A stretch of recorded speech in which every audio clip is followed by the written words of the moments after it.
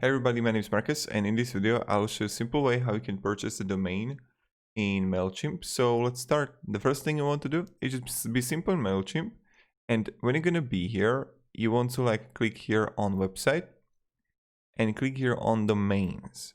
When you're gonna be here, you just want to simply click purchase a new domain,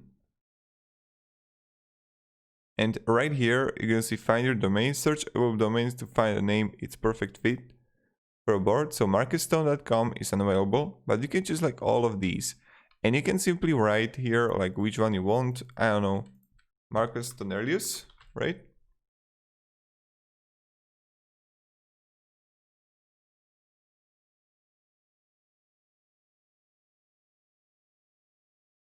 And I have marcustonelius.net. I would just choose it, and you can simply register the domain.